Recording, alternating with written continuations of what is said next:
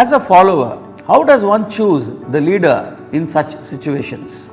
Although leadership is a physical activity, leadership in many ways is a mental activity. The outcomes of good leadership can be seen in the physical form, yet leadership remains largely a mental activity. It is confined to the space of our brains. Each of us is wired separately, and we are not capable of fighting with our basic design.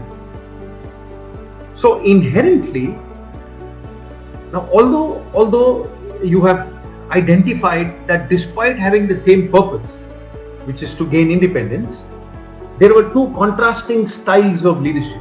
One was the more robust, aggressive, if I may use the word military, forceful style.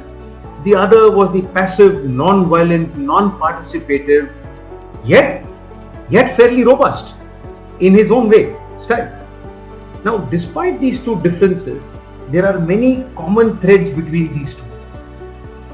You could start with vision, you could start with commitment, you could start with sacrifice, you could start with ability to communicate, you could start with ability to organize, you could start with ability to travel, to put yourself at difficulty, to self-sacrifice and be selfless for the larger cause of humanity or the country.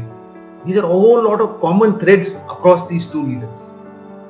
So who do you choose to follow will come from your own design. If you just pick the common threads between these two leaders, you'll find so many of them common. Now, these are not related to personality. They are just related to common leadership things. This is how we pick our leadership style. Now, there will never be another Mahatma Gandhi. There may never be another Subhash Chandra Bose. However, there can be an Arun or a Sanjay or a Sunita or a Lakshmi or anybody else who is able to pick 5 good qualities from both these leaders or from 10 other leaders. Inculcate them in our own style.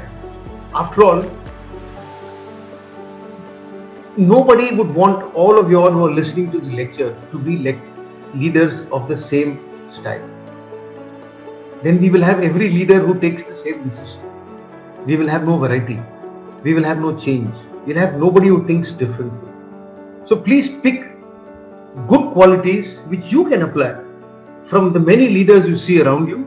Put them into your own integral mixie, Sumit mixie, turn it on, and whatever the output comes will have your own flavor. And that is the kind of leadership that we are looking for. It must have your flavor.